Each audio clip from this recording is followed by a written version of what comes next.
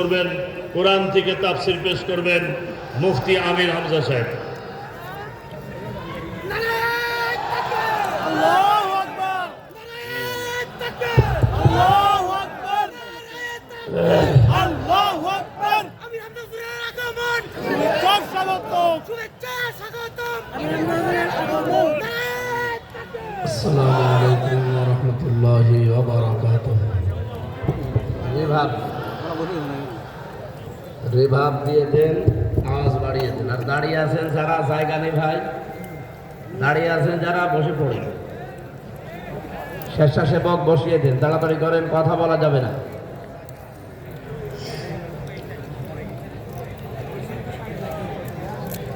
Mic বাজে না, মাইকওয়ালা কি এখানে বসে বসে কি করছেন?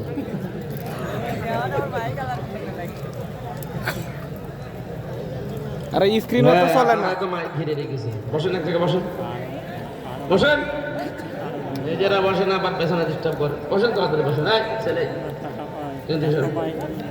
ও সরো সরো সরো। হ্যাঁ, এখানে দাঁড়িয়ে গেছে। সরো সরো সরো।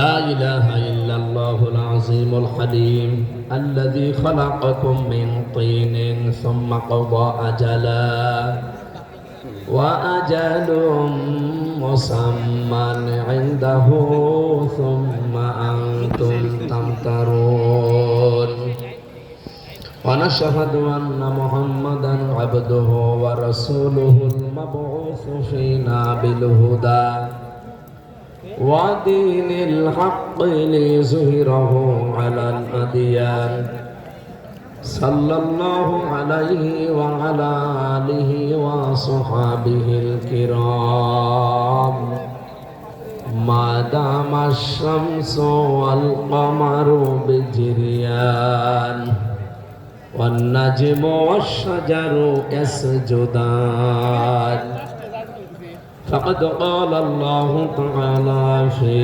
كلامه المجيد وبرهانه التوحيد أعوذ بالله من الشيطان الرجيم بسم الله الرحمن الرحيم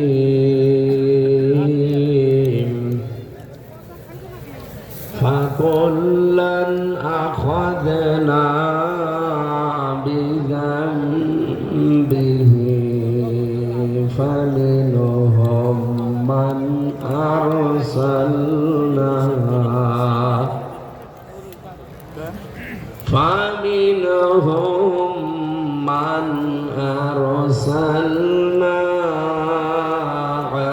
عليه حاصبا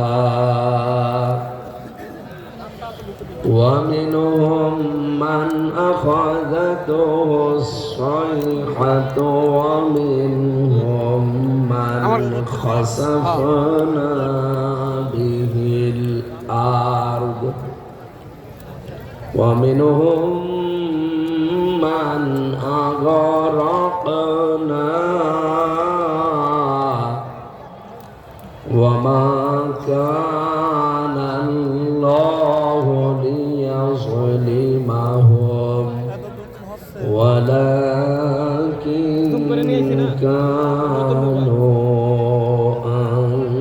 أنفسهم يظلمون صدقت يا ربنا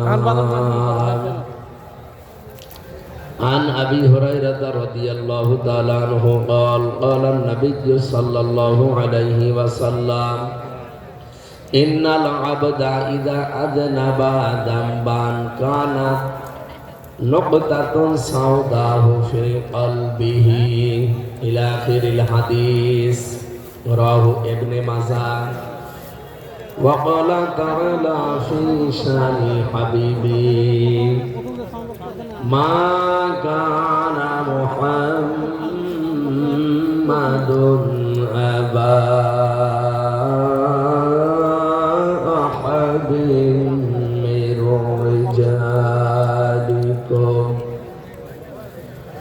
ولكن رسول الله ولكن رسول الله وخاتم النبيين اللهم صل على سيدنا مولانا محمد وعلى آل سيدنا مولانا রেখো মনেতে ভয় বান্দা খোদা দূর হয়ে যাবে বাধা সব তোমার আমার মালিক আছে আমাদের রব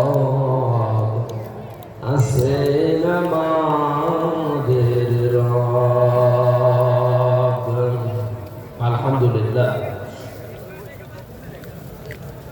পাবনা জেলার দারুল আমান ট্রাস্ট ময়দানে 2 দিন ব্যাপী 33তম ঐতিহাসিক তাফসীরুল কোরআন মাহফিলের সমাপনী রজনীর সম্মানিত সভাপতি পাবনা দারুল আমান ট্রাস্টের সম্মানিত চেয়ারম্যান অধ্যাপক আবু তালিব মণ্ডল আতালাল্লাহু উমরাহু ওয়া বারাকাল্লাহু ফি হায়াতি আমিন মাহফিলের সম্মানিত পরিচালক অত্র প্রতিষ্ঠানের প্রিন্সিপাল ইসলামিক চিন্তাবিদ হাফেজ মাওলানা ইকবাল হুসাইন দামাত বারকাতুহুমুল আলিয়া আলোচনা রাখলেন মাওলানা হাবিবুল্লাহ কাউসারি গতকাল এখানে যারা কথা বলেছিলেন অধ্যাপক ডক্টর ফয়জুল হক সিলেট মাওলানা আব্দুল সালাম মঞ্চে বসা ওলামায়ে কেরাম সামনে বসা মুসলমান ভাইরা পর্দার আড়ালের সম্মানিতা মা এবং বোনেরা আছে মেয়েরা বিভিন্ন জায়গায় আছে যারা দিনের বেলা যদিও তাদের অনুষ্ঠান হয়ে গেছে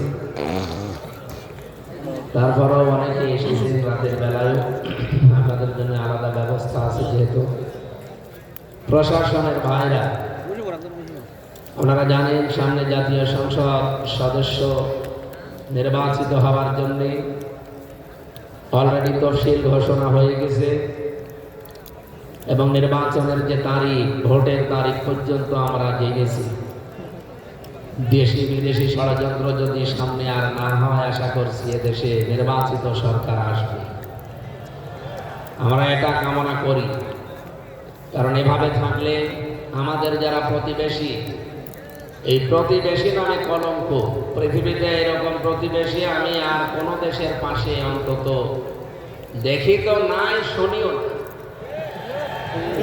সিঙ্গাপুরের মতো জায়গায় যারা খ্রিস্টান তারা বৌদ্ধ 100 জনের 95 জন তারা অমুসলিম কিন্তু তাদের পাশে মালয়েশিয়া মুসলমান দেশ আপনি দেখেন শুধু ছোট্ট একটা ব্রিজ দেওয়া এই যে আমার সাক্ষী ছোট্ট একটা ব্রিজ দেওয়া আর আমাদের দেশের পাশে এমন প্রতিবেশী পেয়েছি চারিদিকে শুধু তার কাটা দেওয়া কি প্রতিবেশী বলেন প্রতিবেশীর বাড়িতে যাবে না তার কাটা দেওয়া আছে আমি যতটুকু লেখাপড়া করেছি বাস্তবতায় বুঝেছি মালয়েশিয়া দাঁড়িয়ে গেছে সিঙ্গাপুর দাঁড়িয়ে গেছে তাদের এই প্রতিবেশী সুলভ আচরণের কারণে কিন্তু আমরা দাঁড়াতে পারলাম না এই 54 বছরে আমার যতটুকু জ্ঞান আমাদের প্রতিবেশীর কারণে সাধারণ বাংলাদেশে নির্বাচিত সরকার না আসলে আগামীতে এই ষড়যন্ত্র অব্যাহত থাকলে এই দেশে টিকে থাকা বড় কঠিন হয়ে যাবে এই জন্য নির্বাচিত সরকার আসবে এই উপলক্ষে যারা নমিনেশন জমা দিচ্ছে এবং দেবে, তাদের ভেতরে আমার ডানে বামে দুইজন বসে আছে। বাংলাদেশ জামাত ইসলামী থেকে তারা মনোনয়ন পেয়েছে। আমি তাদের নাম ওইভাবে ঘোষণা দিলাম না। নির্বাচন কমিশন থেকে আমাদেরকে প্রচারণা এবং সভা সমাবেশ মিছিল মিটিং যেগুলো করা দরকার নিজ এরিয়ার ভেতরে, এগুলো অলরেডি আমরা জানি বন্ধ হয়ে গেছে। যেন আমার আসনের ভেতরে আমি কিন্তু এগুলো আর করি না। আমার বাইরে যে সমস্ত আসন আছে সেখানে মানুষেরা নিয়ে যায় কোরআনে কারীম শোনার জন্য। তারই ধারাবাহিকতা আজকে এসেছি বাংলাদেশের ঐতিহ্যবাহী জেলা পাবনা দারুল আমান ট্রাস্ট এই ময়দানে। সুতরাং যারা আমরা আজকে আসলাম আমরা খুশি না বেজার? খুশি। জবান খুলে বলেন আলহামদুলিল্লাহ। আলহামদুলিল্লাহ। মানুষকে পৃথিবীতে আল্লাহ যা দিয়েছে সবচাইতে বড় দয়ার প্রমাণ মানুষের উপরে আল্লাহর এই কোরআন দেওয়া। এটা যদি না আসতো আমরা এখনো পর্যন্ত অন্ধকারে নিমজ্জিত থাকতাম। সুতরাং যারা পেয়েছি আমরা কোরআন, তাদের তো অন্তত খুশি হয়ে শুকরিয়া জানানো দরকার আল্লাহর কাছে। এমন একটা কিতাব আমরা পেয়েছি, এর ডান থেকে বাম থেকে উপর থেকে নিচ থেকে কোনো বাতিল এই ১৫০০ বছরে প্রবেশ করতে পারে নাই, কিয়ামত পর্যন্ত পারবে না। কোরআনে কারিমে রব্বুল আলামিন সূরা হামিম সিজদার ৪২ নম্বর আয়াতে ঘোষণা দিয়েছেন, লা ইয়াতিহিল বাতিলু মিন বাইনি ইয়াদাইহি ওয়ালা মিন খালফি। এমন কোরআন দিয়েছি হে নবী আপনাকে, এখানে বাতিল প্রবেশের কোনো অধিকার নেই, অনুমতি দেওয়া নেই। তানজিলুম মিন হাকিমিন হামিদ, প্রশংসিত দয়াময় আল্লাহর পক্ষ থেকে এটা নাযিল করা হয়েছে, প্রজ্ঞাময় আল্লাহর পক্ষ থেকে। আয়াতের তাফসীর আমি যতগুলো দেখেছি মুফাসসিরিন ইকরাম লিখেছেন, বহু মানুষের ভেতরে চেষ্টা চালিয়েছিল, কেউ পারে নাই। কিয়ামত পর্যন্ত যেহেতু পারবে না, সুতরাং এই অথেন্টিক কিতাবের ব্যাপারে আমাদের কোনো সন্দেহ আছে? আরো জোরে বলেন আছে? আমরা দেখতে পাচ্ছি এখন ১৫০০ বছর পরে আবুল সরকারের মতো এরা কিন্তু কোরআনে কারিমে অলরেডি বাতিল প্রবেশ করিয়ে ফেলেছে। ওরা দেশের মানুষের সামনে আয়াত পড়ছে, কুল আউযু বিরাব্বিন নাস, মালিকিন নাস, ইলাহিন নাস। আল্লাহ নাকি এখানে নাচতে বলেছে। আমি জেলে যাওয়ার আগে আমার মেয়েটা ছিল মাত্র ৭ মাস বয়স। জেল থেকে বের হয়ে এখন ওর বয়স হয়ে গেছে প্রায় ৪.৫ বছর। ওরা যদি জিজ্ঞাসা করেন আম্মু নাচ মানে কি, আমারে ফারিহা পর্যন্ত বলবে নাচ মানে মানুষ, কারণ শুনতে শুনতে অভ্যস্ত হয়ে গেছে। আর আবুল সরকার আমার মনে হয় বাবারও বড় হবে, এখনো পর্যন্ত লোকটা জানে না নাচ মানে কি। আন্দাজে মন গড়া এক ব্যাখ্যা দিয়ে দিল, নাচ মানে নাচতে বলেছে।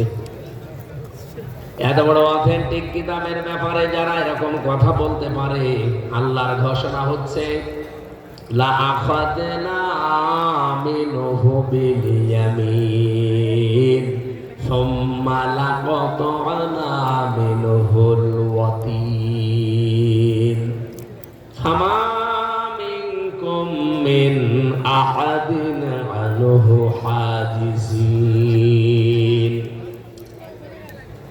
সূরা হাক্কাতের ৪৫, ৪৬, ৪৭ নম্বর আয়াতে আছে, আমি শুধু নির্ভর এবং নির্ভুল যে কোরআনে কারীম এবং কত অথেন্টিক, আল্লাহর ব্যাপারে কত সেনসিটিভ সে কথা বোঝাতে আয়াতগুলো পড়লাম।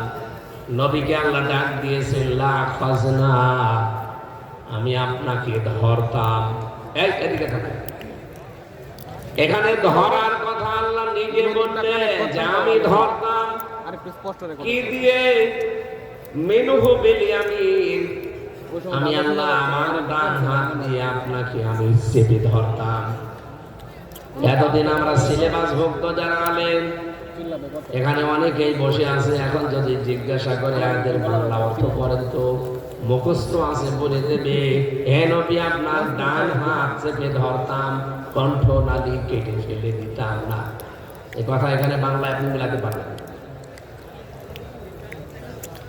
যারা আলেম আছেন তাদেরকে বলছে, এখানে ফাইল সরাসরি আল্লাহ নিজে মেনুহু বিলিয়ামিন দিয়েছেন। বি মানে দ্বারা, দিয়ে, কর্তৃক। 33টা অর্থ পাবেন এই বা শব্দের। আল্লাহ পাক বলেন, হে নবী আমি আমার ডান হাত দিয়ে আপনাকে চেপে ধরতাম, আপনার ডান হাত ধরতাম না, আমার ডান হাত দিয়ে ধরতাম। আমার প্রশ্ন হচ্ছে, আল্লাহর ডান হাত আছে, বাম হাত নেই। 30 মিনিট জবান খোলেন আছে। আল্লাহ মেনহু বেশিমাল দিতে পারতেন যে আমি কিন্তু আপনাকে আমার বাম হাত দিয়ে চেপে ধরতাম। বাম হাতের কথা আল্লাহ এই কারণে দেয়নি কারণ তার বাম হাতে শক্তি নেই। ও বলছে ঠিক তাই, বাম হাতের থাপ্পড় খেয়েছেন আপনি আল্লাহ। এই যে কিছুদিন আগে একদম নাড়া দিয়ে গেল, আর যদি 1.5 মাত্রা বেড়ে যেত এই নাড়াটা বাংলাদেশ ইন্দোনেশিয়া হয়ে যেত। কিছু তো টের পাননি। আমি ওই সময় এক ঘরের ভেতরে ছিলাম, হঠাৎ দেখতে কাঁপতেছে, কি গো কেউ কি নাড়াচাড়া দেয়?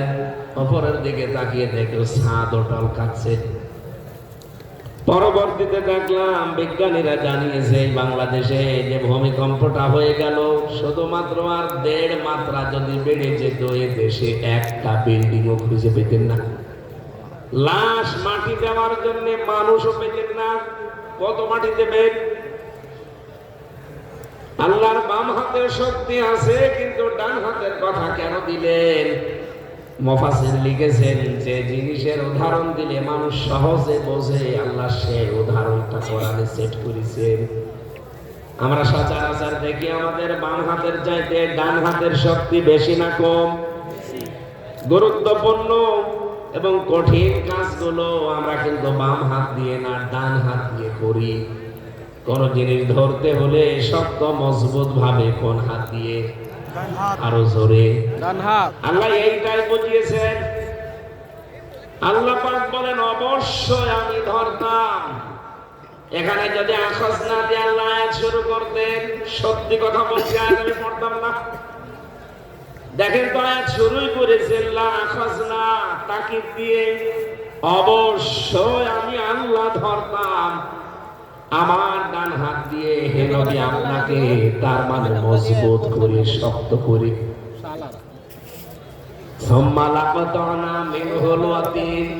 শুধুমাত্র ধরতাম না, আপনি যে ধমনী দিয়ে কথা বলেন, এই জহবাই কণ্ঠনালী, এটা আমি কেটে ফেলে দিতাম। আয়াতটা পড়ার পরে আমি চমকে গেছি, আল্লাহ কি বললেন? যেই নবীকে কোনোদিন আপনি নাম ধরে ডাকেননি তার সম্মান নষ্ট হবে, এ কারণে যেখানে নাম ধরেছেন সঙ্গে সঙ্গে রিসালাতের ঘোষণা দিয়ে তার সম্মান আরো বাড়িয়ে দিয়েছেন। কোরআনে আপনি 4 জায়গায় তার নাম পাবেন, কিন্তু যেখানে মুহাম্মদ সঙ্গে সঙ্গে আছে মুহাম্মাদুর রাসূলুল্লাহ। ওয়া মা মুহাম্মাদুন ইল্লা রাসূল মা কানা মুহাম্মাদুন আবা আহাদিম মির রিজালিকুম ওয়ালাকির রাসূলুল্লাহ। সূরা মুহাম্মাদের ভেতরে এক জায়গায় আছে নুজিলা আলা মুহাম্মাদ ওয়া হুয়াল হাক্কু মির রাব্বিহিম। এই জায়গাগুলোতে আল্লাহ নাম ধরেছেন ঠিক, কিন্তু শুধু নাম ধরেননি, রিসালাতের ঘোষণা দিয়ে সম্মান যা ছিল আরো বাড়িয়ে দিয়েছেন। অথচ এই আয়াতের ভেতরে আল্লাহ বলেন, হে নবী আপনার কণ্ঠ নালী আমি আল্লাহ কেটে ফেলতাম। কারণ এই কোরআনে কারিমের ভেতরে কারো কথা নেই, যা আছে সব আমার নিজের কথা। এগুলো সব আমার কুদরতের জবান থেকে বের হওয়া কথা, এত অথেন্টিক। আপনি নিজের কথা যদি আমার নামে চালিয়ে দিতেন যে এইগুলো আল্লাহ বলেছেন, তাহলে আপনাকেও আমি ছাড়তাম না। আমি এই আয়াতের বিজ্ঞান ভিত্তিক তাফসীর পড়তে গিয়ে দেখেছি মানুষ যে কথা বলে, আমরা যে কথা বলতে পারি, আল্লামাহুল বায়ান, এই আয়াতের তাফসীর করতে গিয়ে মুফাসসির লিখেছেন আধুনিক বিজ্ঞানী দ্বারা আধুনিক তাফসীরে বেশি কথা বলতে গেলে 27টা ধাক্কা লাগে কণ্ঠের ভেতরে। আমি যে কথা বলছি, এক একটা কথা তৈরি হতে 27টা স্তর পার করা লাগছে, তারপর একটা কথা তৈরি হয়। 27টাই লাগে। আল্লাহ পাক বলেন এই কথা বলার যে জায়গাটা, এটা আমি সেট করে দিতাম, কেটে ফেলতাম। কোরআন হাদিস তো বলে প্রতিটি স্তরে একজন করে ফেরেশতা আল্লাহ বসিয়ে রেখেছে। আর বিজ্ঞান বলছে এই প্রত্যেকটা স্তরে এক জায়গা থেকে আরেক জায়গা, আরেক জায়গা থেকে আরেক জায়গা কথাগুলো এভাবে একটার সাথে আরেকটা যায়। 27 নাম্বার জায়গায় যিনি বসে আছেন, বলে তখন এই পৃথিবীর জমিনে এই মুখের গর্ত থেকে কথাটা বের করে দেয়। অপাবনাবাসী আল্লাহ পাক তো বলতে পারতেন, হে নবী এই 27 জন ফেরেশতার একজনকে বলতাম যে তুমি দায়িত্ব পালন করবা না, আপনি আর কথা বলতে পারতেন না। কিন্তু কেন বললেন যে আপনার কণ্ঠ নালী আমি কেটে ফেলে দিতাম। ফামা মিনকুম মিন আহাদিন আনহু হাজিজিন। এই ব্যাপারে আমাকে বাধা দেওয়ার মতো বা আপনাকে বাঁচানোর মতো সক্ষমতা আমার হাত থেকে কারো ছিল না। এত বড় অথেন্টিক কথা কোরআন ছাড়া পৃথিবীর কোন বইয়ের ব্যাপারে আমরা পেয়েছি? আরো জোরে বলেন। এর আগেও তো কত কিতাব আল্লাহ দিয়েছিলেন, আমরা জেনেছি 104 খানা কিতাবে পৃথিবীতে এসেছে। 100টা বড় বড় আর 4টা বড় বড় কিতাব আর 100টা সহিফা। কোন কিতাবের ব্যাপারে আল্লাহর ঘোষণা নেই ইন্না নাহনু নাযালনা যিকরা ওয়া ইন্না লাহু লাহাফিজুন। এটা আমি আল্লাহ নিজে নাযিল করেছি, আর এর হেফাজতের দায়িত্ব আমি আল্লাহ নিজে নিয়েছি। অন্যান্য কিতাবের ব্যাপারে কথা ওই কিতাবের ভেতরে পাওয়া যায়নি, এই জন্য ওগুলোর গ্যারান্টিও পৃথিবীতে এখন নেই, সব রদ বদল হয়ে গেছে। 1500 বছর হয়ে গেল, আজও পর্যন্ত একটা অক্ষর কেউ পাল্টাতে পারে নাই। এই জন্য এমন অথেন্টিক কিতাবের ব্যাপারে যেহেতু আজ পর্যন্ত কেউ কিছু প্রবেশ করাতে পারে নাই, আবুল সরকার না, আবুল সরকারের বাবাও পারবে না। হামজা পারবে না, হামজার বাবা পারবে, আমার দাদা পারবে। সুতরাং এরকম একটা কিতাব শোনার জন্য আমরা এসেছি। কোন হিন্দু কিন্তু এই কথা বলতে পারে না কোরআন শরীফ আমার, বলতে পারে না। আমি এক হিন্দু প্রফেসর, কলেজের অধ্যাপক, বিসিএস ক্যাডার, ওনারে বলেছিলাম যে স্যার আপনি তো জ্ঞানী মানুষ, আপনাকে আমি মুসলমান হতে জোর করি না, দাওয়াত দেই, কিন্তু আপনি আমার কোরআন শরীফ ধর্মীয় গ্রন্থ এটা একটু বুঝে বুঝে পড়বেন। ওনাকে শুধু বলেছিলাম যে 3 মাসের ভেতর একবার বাংলাটা শেষ করবেন, আপনি যেহেতু আরবি পারেন না। 3 মাস পরে ওনারে জিজ্ঞাসা করলাম, স্যার কি অবস্থা? আমারে বলছে মাওলানা আমি মুসলমান হয়ে গেছি। কেন? আপনাকে আমি জোর করিনি মুসলমান হওয়ার জন্য, দাওয়াত দিয়েছিলাম। আপনি কি মুসলমান হয়ে গেলেন? আপনার হাতে গিয়ে আমি কালেমা পড়তাম, কিন্তু আমার তর্স হয়নি। বাড়ি যশোরে, যশোর থেকে কুষ্টিয়া 100 কিলোমিটার, এত দূর যাবো যদি পথের ভেতরে মরে যাই। এই জন্য আমাদের ইমাম সাহেবের কাছে অলরেডি আমি 8-9 দিন আগে মুসলমান হয়ে গেছি। সূরা হজ এর 73 নম্বর আয়াতটা আমি প্রায় 50 বার পড়েছি বাংলাতে। তো আরবি পড়তে পারতাম না ওই সময়, এখন আস্তে আস্তে শিখে ফেলেছি। 50 বারের উপরে আজ আমি পড়েছি। যতবার পড়ি ততবার আমার ভেতরে নাড়া দেয়। আল্লাহ রাব্বুল আলামিন একটা উদাহরণ দিয়েছেন এখানে। কোরআনে যত উদাহরণ দেওয়া আছে প্রায় 250টা। আমি সেই কয়টা উদাহরণ পড়েছি, আমি দেখেছি কোন মানুষ যদি ভাবে বুঝে বুঝে পড়ে, পৃথিবীর কোন ধর্মে সে আর থাকতে পারে না। ইসলাম বাদ দিয়ে তার কাছে কোন ধর্ম সঠিক মনে হবে না।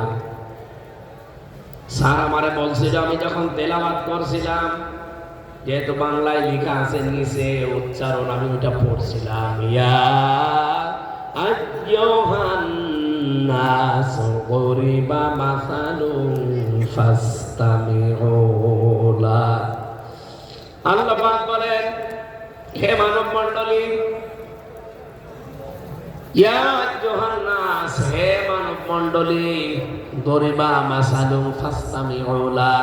একটা উদাহরণ তোমাদের সামনে আমি পেশ করছি, খুব ভালো করে উদাহরণটা শুনবে। বলেন তো উদাহরণ দিচ্ছে কে? এই উপমাটা আল্লাহ নিজে দিয়েছেন। আল্লাহ পাক নিজেই বলছেন ফাসতামিউ লা, সামিয়াও দেয়নি, ফাসতামিউ দিয়েছেন। খুব ভালো করে শ্রবণ করবা।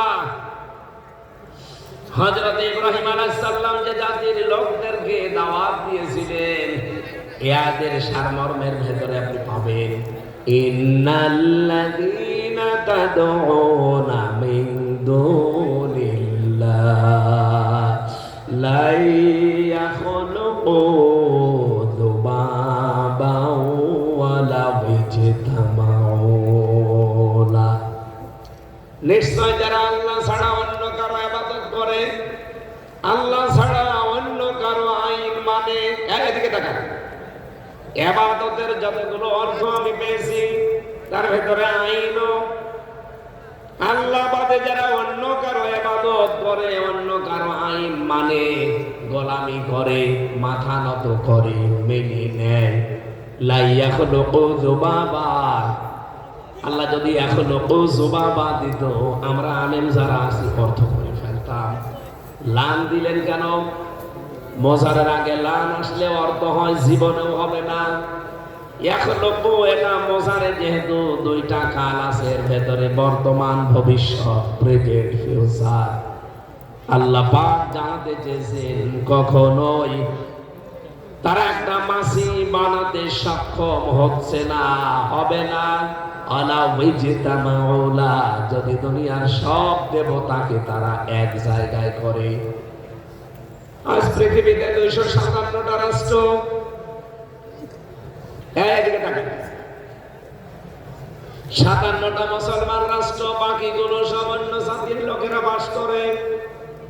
আমার বিশ্বাস পৃথিবীতে এই যে 810 কোটির উপরে এখন আমরা মানুষ, মাত্র 175 কোটি আমরা মুসলিম, বাকিগুলো তো সব এক বাক্যে কাফের, অমুসলিম।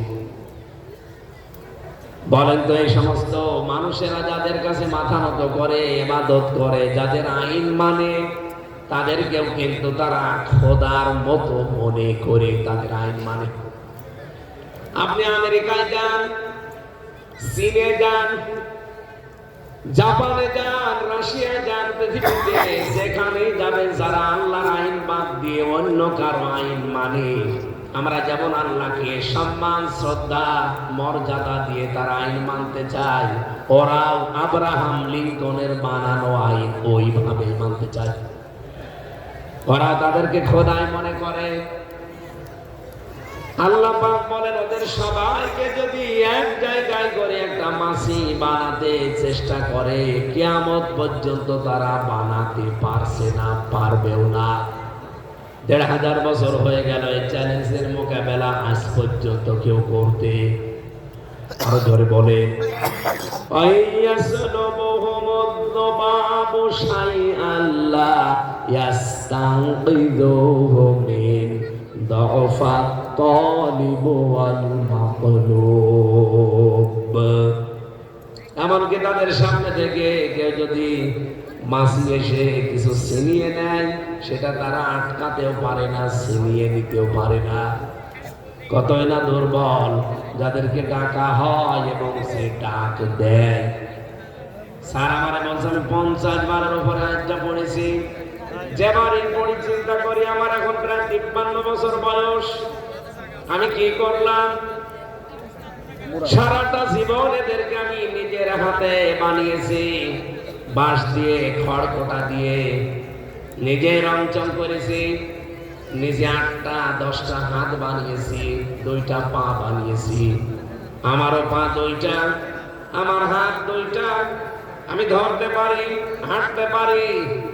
এদের পা 2টা, হাত 10টা, দাঁড়াতেও পারে না, ধরতেও পারে না, বাঁশ দেওয়া লাগে, জায়গা মতো বাঁশ দিয়ে খাড়া করে রাখা লাগে। পাবনাতে অন্য জন্মের যারা আছেন আপনি মন খারাপ করবেন না, বাস্তবতা এটা। আপনাদের জাতি ভাই আমাকে শোনাচ্ছিল যে আমি নিজে বানালাম কিন্তু দাঁড়াতে পারে না, ধরতে পারে না। আমার 2টা হাত দিয়ে আমি ধরে, তাদের 10টা হাত দিয়ে তারা ধরতে পারে না। কেন? আমি আমার বিবেকটা কাজ করে না। যতবার পড়ি ততবার নাড়া দেয়। শেষ পর্যন্ত দেখলাম আর দেরি করা ঠিক হবে না, কুষ্টিয়াতে যেতে দেরি হয়ে যাবে। আমার ইমাম সাহেবের কাছে আমি অলরেডি মুসলমান হয়ে গেছি। এমন সম্মোহনী শক্তি কোরআনের ভেতরে আল্লাহ দিয়ে পাঠিয়েছেন। এটা যাতে রেকর্ড হচ্ছে, সারা পৃথিবীর সব মানুষদেরকে দাওয়াত দিলাম আসেন, মুসলমানদেরকেও দাওয়াত দেই। কারণ অনেক মুসলমান জানার পরও না জানার ভান করে আছে, আর অনেক মুসলমান জেনে শুনে বুঝে কোরআনের বিরোধিতায় লিপ্ত আছে। পাবনাতে নেই? বলেন বলেন। সূরা আনামের 34-35 নম্বর আয়াতের তাফসীর পড়ছিলাম। এখানে নড়াচড়া করেন না, এখানে বারবার ডিস্টার্ব করছে কারা?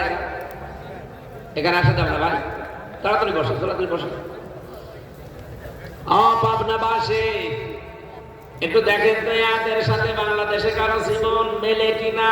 আমার মনে হয় অনেকের জীবন মিলবে। পাবনাতে হয়তো এখন আর নেই, তারপরও সামনে আসতে পারে। দেখেন আমি বলি আগে, قد نعلم إنه لا يحزنك الذي يقولون فإنهم لا يكذبونك ولكن الظالمين بآيات الله يجحدون বলেন আল্লাহু আকবার। রব্বুল আলামিন বলেন, হে নবী আমি জানি ওরা যা আপনার সম্পর্কে বলে, কথায় আপনার কষ্ট হয়। ওরা আপনাকে পাগল বলে, জাদুকর বলে, কবি বলে, গরব বলে, আপনাদের কষ্ট পান আমি জানি। কিন্তু আশ্চর্যের বিষয় ওয়ালাকিন্নাজ যালিমিনা বিআয়াতিল্লাহি ইয়াজহাদুন, এই জালেমরা আমার আয়াতগুলো অস্বীকার করে চলছে। লা ইউকাযযিবুনাকা, ওরা কিন্তু আপনাকে আজ পর্যন্ত মিথ্যাবাদী বলতে পারে নাই। আয়াতটা পড়ার পরে আমার একটা বিষয়, এই দেশ সম্পর্কে সেন্স এসেছে। আজ 83 বছরে একামতে দিন এই বাংলাদেশে কায়েম করার জন্য যারা চেষ্টা চালাচ্ছে, আপনি দেখেন তাদেরকে বিভিন্ন দোষ হয়তো এই দেশের বহু মানুষ দেশি বিদেশি ভাবে দিয়েছে, কিন্তু আজ পর্যন্ত কেউ বলতে পারে না যে এরা সাদাবাজ। আপনি বলেন, আজ পর্যন্ত কেউ বলতে পারে না যে এরা ধর্ষক। হ্যাঁ, বানানো মিথ্যা মামলা দিয়ে টেকে নাই। এই কথা বলেন না কেন? শুধু বাংলাদেশ এখন না, সারা পৃথিবীর মানুষ এখন জানে একামতে দিন বাংলাদেশে যারা কায়েম করতে চায় তারা আর যাই হোক সাদাবাজি করে না। আমার কুষ্টিয়াতে বহু মানুষ এখন অলরেডি চোখ বেঁধে ফেলেছে। বিশ্বাস করি আপনাদের জীবনে সাদাবাজির মতো অপরাধ নেই। এজন্য রায় যদি দেওয়া লাগে, সাক্ষী যদি দেওয়া লাগে, আপনাদেরকেই দেব। কিন্তু যে মানুষগুলো এখনো জেনে শুনে বুঝে বিরোধিতা করছে তাদেরকে বলছি আখনাস ইবনে শুরাইক এদের শানে নজলে পাবেন। এই লোকটা একদিন গোপন ঘরে আবু জেহেলকে জিজ্ঞাসা করছে, নেতা আব্দুল্লাহর বেটা মুহাম্মদ সাল্লাল্লাহু আলাইহি সাল্লাম এই লোকটা যে কথাগুলো বলে কেমন মনে হয় আপনার কাছে?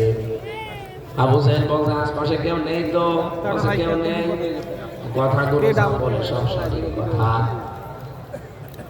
আবু জেহেল ওইদিন একটা কথা বলেছিল, আমি যদি একটু সুর করে বলি আপনারও মনে হবে এটা কোরআনের আয়াত অথবা হাদিস।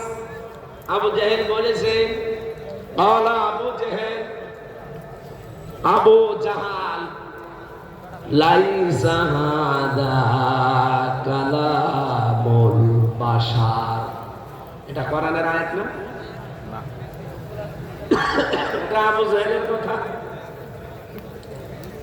ওর বন্ধু আখনাস ইবনে শুরাইককে ডাক দিয়ে বলছে, বেটা মুহাম্মদ যেটা বলে এটা ওর কথা না, এটা মানুষের কথা না, এটা আসমান থেকে আসে।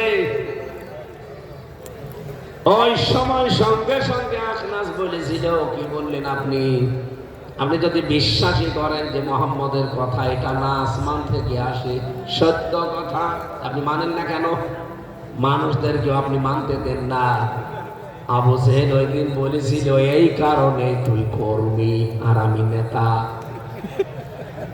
ওর কথা যদি আমি সব মেনেই নেই তাহলে আমার চেয়ার থাকে। আমি তো এই কারণে মানি না, মানলে আমার চেয়ার থাকবে না।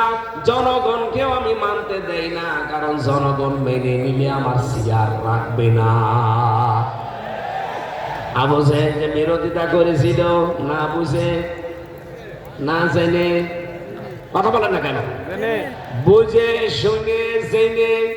আমার মনে হয় পাবনাতে বহু আবু জেহেল পাবেন, তারা জেনে শুনে বুঝে কোরআনওয়ালাদের সাথে বিরোধিতা করে। ওরা নিজেরাও জানে আমির হামজা জীবনে কোরআন হাতে নিয়ে মিথ্যা কথা বলতে পারবে না। ওরা নিজেরা বিশ্বাসও করে, নিজেদের ভেতরে আলাপ আলোচনায় যখন বসে কথা ওরা বলে আমার নিজের কানে শোনা, কারণ ওদের নিজেদের দলের লোক রেকর্ড করে এসে আমার শুনিয়েছে, এই দেখেন নেতা কি বলে। কিন্তু না, বলছে এগুলো মানুষ যদি জানে তাহলে আমাদের যে আদর্শ এটা তো বস্তাপচা আদর্শ, এই আদর্শ চলবে না ওদের কাছে। ওরা যাকে আদর্শ মানে তিনি পৃথিবীর শ্রেষ্ঠ মানুষ, তারাও বিশ্বাস করে। কিন্তু কথা মানতে গেলে আমাদের তো চেয়ারে জীবনেও বসা হবে না। চেয়ারে বসতে আপনাদেরকে আমরা নিষেধ করি না, আপনি এসে চেয়ারে বসেন, শুধু গ্যারান্টি দেওয়া লাগবে এই দেশ চলবে আল্লাহর আইন দিয়ে। ইকবাল সাহেব যেভাবে বলতে পারবে, আবু তালেব মন্ডল যেভাবে বলতে পারবে আমরা ক্ষমতায় গেলে দেশ চলবে কোরআন দিয়ে, আপনি বলেন আমি কালকে আপনার পক্ষে রায় চাবো, আপনার পক্ষে মানুষকে বলবো সাক্ষী দেন, ভোট দেন, যাই বলেন। আপনি তো বলেন না। ওপেন আপনি ঘোষণায় দিয়েছেন যে আমরা শরিয়া আইনে বিশ্বাস করি না। আপনি যদি বলতেন আমি বিশ্বাস করি না, তাও কিছু বলতাম না। আপনি তো বললেন আমরা, এই জায়গায় তো ঝামেলা। তার মানে আপনার সাথে যারাই আছে তাদের ওই একই কথা, আপনার কোরআনকেই বিশ্বাস করেন না। আপনার পক্ষে আমি কথা বলবো কোন সেন্সে? আমার কি পাগলা কুকুরে কামড় দিয়েছে? আপনার সাথেও সম্পর্ক আমার যেমন, আবু তালেব মন্ডলের সাথেও সম্পর্ক আমার ওই রকমই। ওনাকে ভালোবাসি শুধুমাত্র উনি আল্লাহর আইনে জমিনে চাই এ কারণে, আর আপনি চান না এই কারণে আপনাকে আমি ঘৃণা করি। আল্লাহর কসম এছাড়া আর কোনো কারণ নেই। আপনি আজকে ওপেন ঘোষণা দেন পাবনার এই দারুল আমান ট্রাস্টের এই গেটে দাঁড়িয়ে, আগামীতে যদি আমরা যেতে পারি কোরআন ছাড়া অন্য কোনো বিধান চলবে না। আজকেই বাংলাদেশের সবাইকে বলবো এক হয়ে যান। তা আপনি আল্লাহর বিরুদ্ধে গেলে আপনাকে আমি মেনে নেব না। আপনি তো কেউ না, আমার বাবা গেলেও বাবাকে আমি মানি না। কথা বলেন না কেন? আবু জেহেল জেনে শুনে বুঝে বিরোধিতা করেছিল, আপনিও দেখছি জেনে শুনে বুঝে টকশোতে বসে বসে বিরোধিতা করেন। তা আপনি আর আবু জেহেলের ভেতরে পার্থক্য কি? কোনো পার্থক্য নেই। আমার মনে হয় আপনার নামটা আবু জেহেলের নাম যেমন পাল্টানো হয়েছিল, ওর নাম ছিল আবুল হাকাম, নাম হয়ে গেছে আবু জেহেল। আপনার নামও নবীর একটা উপনাম, ওই নামও পাল্টিয়ে এরকম একটা কিছু দেওয়া দরকার। আজকে একটা হাদিস পড়লাম, এটা যে প্রথম যে অংশটা পড়লাম, ইন্নাল আবদা ইযা আযনাবা যামবান, অবশ্যই নিশ্চয় কোন বান্দা যখন একটা পাপ করে, অপরাধ করে, কানা নকতাতুন সাউদাহু ফি কলবিহি, তখন তার অন্তরের উপর একটা কালি পড়ে যায়। এই মানুষটা যখন আবার ইস্তেগফার করে, তাওবা করে, আল্লাহর দিকে ফিরে আসার চেষ্টা করে, আমার আল্লাহ বলেন কালিটা আমি মুছে দেই। কিন্তু যখন আবার এই লোকটা এই গুনাহ অপরাধ করে, ও যদি আর ফিরে আসার চেষ্টা না করে, তাওবা না করে, ওই মানুষের ওই কালো অংশটার পাশে আর একটা দাগ দেওয়া হয়। দাগ দিতে দিতে এমন পর্যায়ে চলে যায়, তখন ওর কাছে ভালো কাজও ভালো লাগে না, খারাপ কাজও ভালো লাগে না, সব সমান মনে হয়। আমার মনে হয় হাদিস বাংলাদেশের অনেকের জন্য আজ কার্যকর। এক কথা বলেন না কেন? আপনি দেখেন, জ্ঞান তাদের নেই তা না, তাদেরকেও মানুষ জ্ঞানী মানুষই মনে করত। আবু জেহেলের মতো তো জ্ঞানী তারা না। আবু জেহেলের নাম ছিল আবুল হাকাম, জ্ঞানীর পিতা। সে যখন আল্লাহ রাসূলের এই সঠিক কথাগুলো জানার পরে, বোঝার পরেও মানে নাই, এমন নাম দিয়েছে কিয়ামত পর্যন্ত নাম দুনিয়ায় কেউ রাখবে না। আপনি আজ পর্যন্ত পাবনাতে শুনেছেন কেউ কি বলে যে কুকুরটা আমি আবু জেহেলের নামে রাখলাম? ওর নামে কুকুরও কেউ বসে না। আপনার নাম যতই সুন্দর হোক, এমন নাম পাল্টিয়ে যাবে, ওই নামও আপনারা কিয়ামত পর্যন্ত এই পাবনাতে কেউ রাখবে না। হ্যাঁ, আমি জানি আপনার হেদায়েতের পরিবর্তে আপনার শয়তানি বাড়বে, আপনার ভেতরে তো কালো হয়ে গেছে। কোরআনে কারীমের সূরা মুতাফফিফিনের ভেতরে হাদিসের সমর্থনে আল্লাহ আয়াত নাযিল করেছেন, কাল্লা বাল রানা আলা কুলুবিহিম মা কানু ইয়াকসিবুন।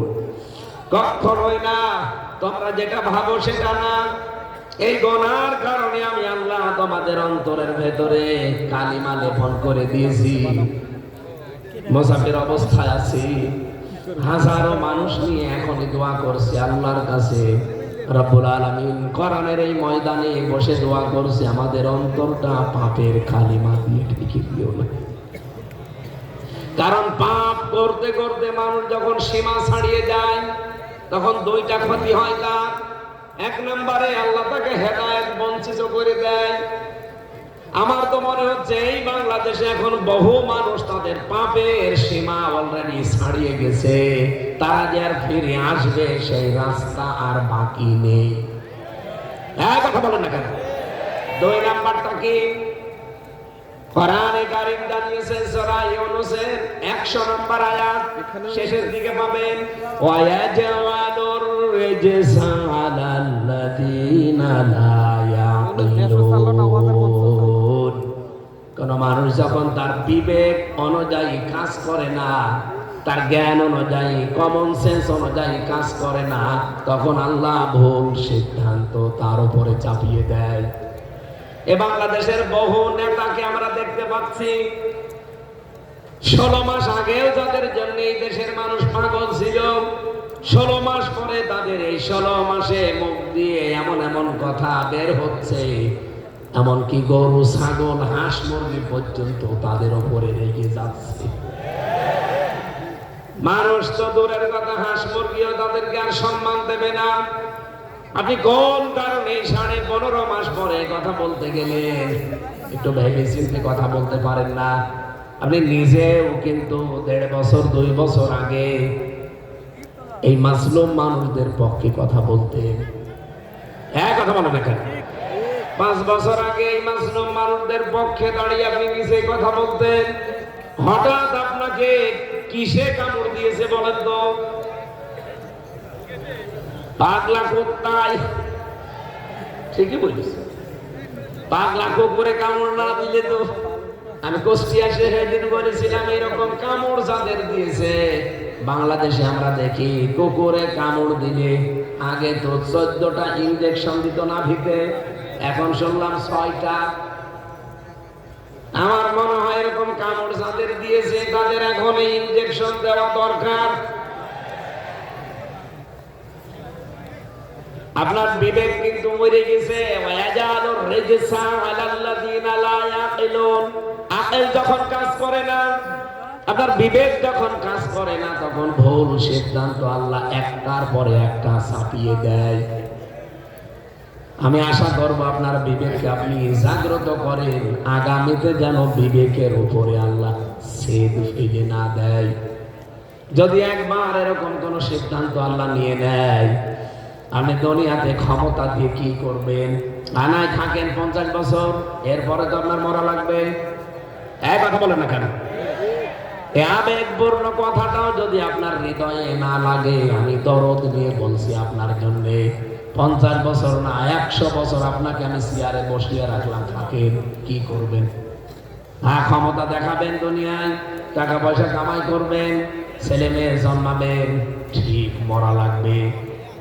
আরো জোরে বলেন, মরে গেলে কি হবে আপনি টের পাচ্ছেন? আপনাদের আগে নিজেও পড়াশোনা করেছেন যে মরে গেলে কি হবে আমার। সুতরাং এমন কোন কাজ আপনার বিবেক বহির্ভূত করবেন না যে হেদায়েত থেকে আবার চির বঞ্চিত হয়ে যাওয়া লাগে। আল্লাহ যেন আমাদেরকে হেফাজত করেন, বলেন আমিন। এই পৃথিবীতে যে যেই ধরনের অপরাধ করে আল্লাহ পাক ওই ধরনের শাস্তি তার উপরে নাযিল করে। আজকের সূরা আনকাবুত থেকে 40 নম্বর আয়াতটা পড়েছি। আমার মাথার ভেতরে আয়াত নিয়ে যত তথ্য আছে আমি এবার ডেলিভারি দিতে চাই। শুনবেন না আপনারা? শুনবেন না? শুধু শুনে শেষ না, এখানে 4 প্রকার মানুষের নাম আছে। এই 4টা গুনার কথা আমি এখন আলোচনা করব। এই 4 রকমের গুনাহ যদি বাংলাদেশে কোনো এলাকায় থাকে, কোন দলের ভেতরে, এমনকি পাবনায় যদি কেউ করে থাকেন, আপনি এই মুহূর্তে থেমে যাবেন। তাছাড়া আপনি অপরাধ করছেন, কিন্তু এই গুনার জন্য যে আযাব নাযিল হবে, গজব নাযিল হবে, আপনি মরবেন না, আপনার আশেপাশে যারা আছে তাদেরকেও মারবেন। কথা বলেন না? আজকে এই রাষ্ট্রের ময়দানে দাঁড়িয়ে বুক উঁচু করে কথাগুলো বলা লাগছে এই কারণে অনেকে বলে, হ্যাঁ এই কথা বলার দরকার কি? কবরের কথা বলতে পারেন না? পারতাম। 2 তলা নৌকা চলছে, উপর তলায় আমরা 3 জন বসে আছি, নিচতলাতে আরো 8-10 জন আছে। পানির ব্যবস্থা উপর তলায়, বারবার পানি নিয়ে আসতে যায় উপরে।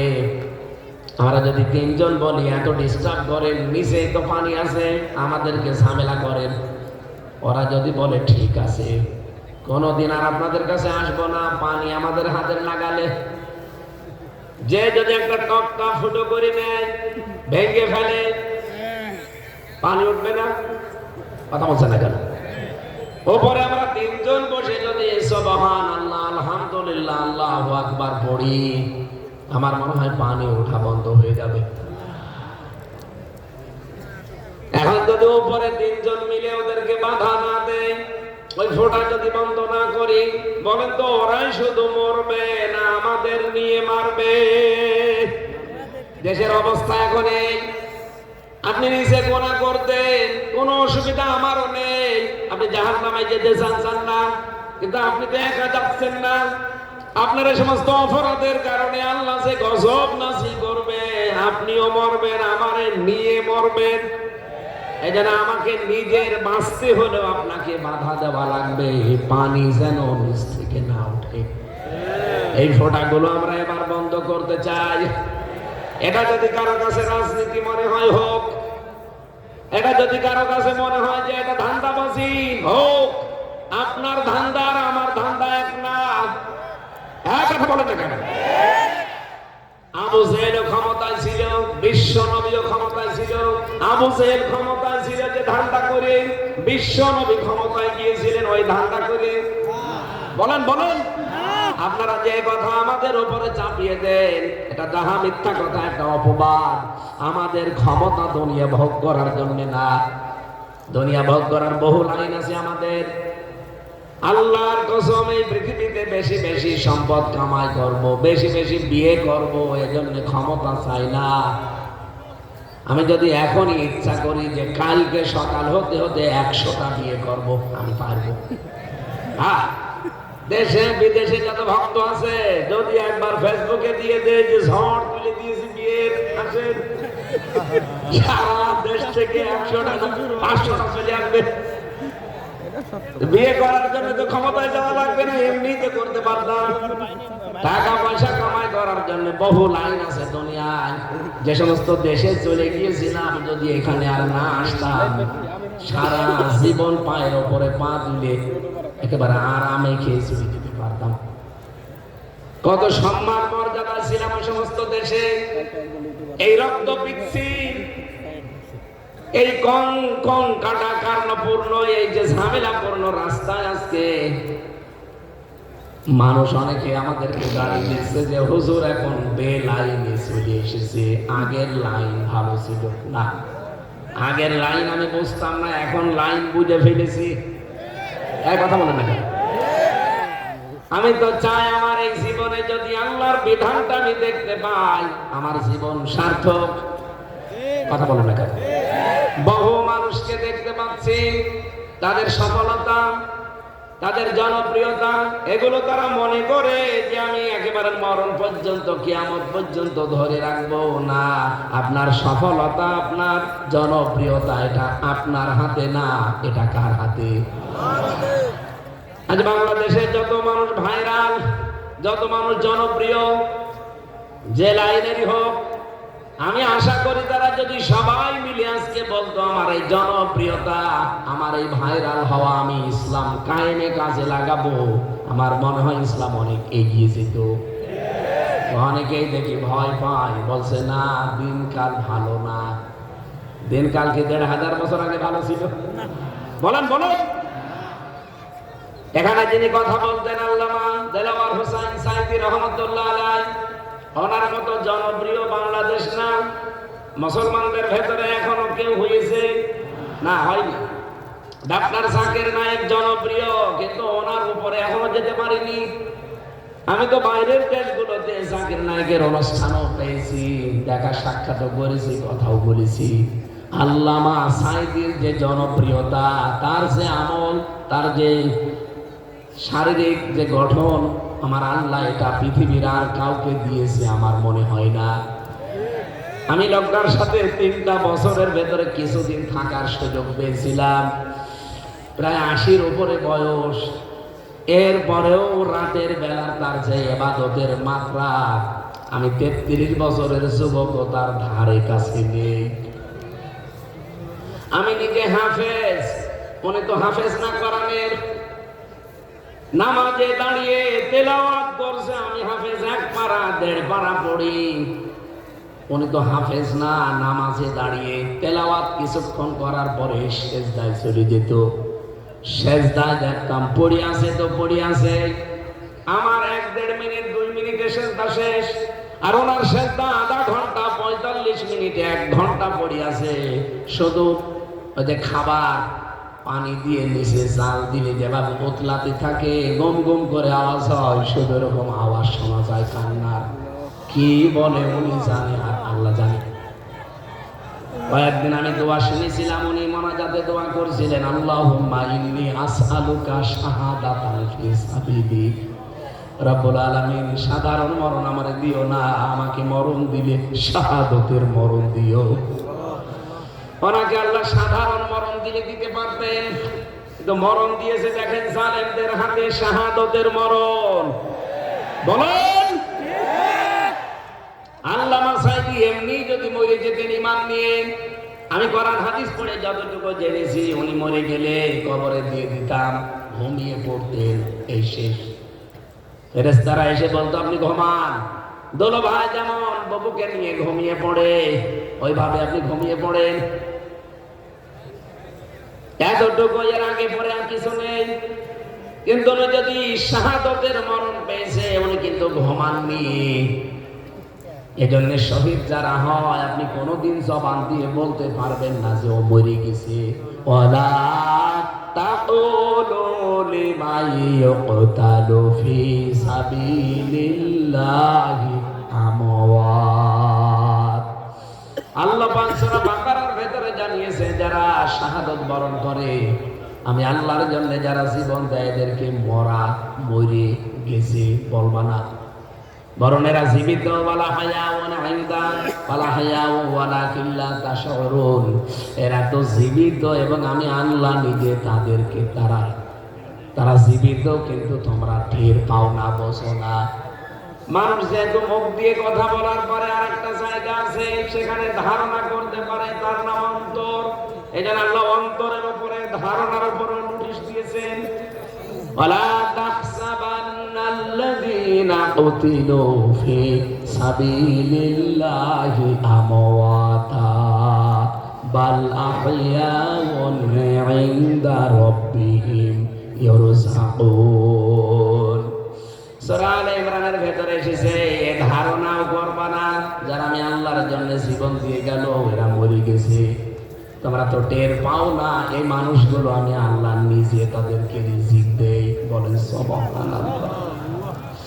আল্লাহ সাইকি বলেন তো, এমনি যদি ঈমান নিয়ে মরে যেতেন, জেলের ভেতরে ঘুমিয়ে পড়তেন, খাবার খেতেন না, কিন্তু শাহাদতের মরণ পাওয়ার কারণে কিয়ামত পর্যন্ত উনি জীবিত এবং আল্লাহ নিজে ওনাকে খাওয়াবে। এগুলো আল্লাহ এমনি এমনি দেন না।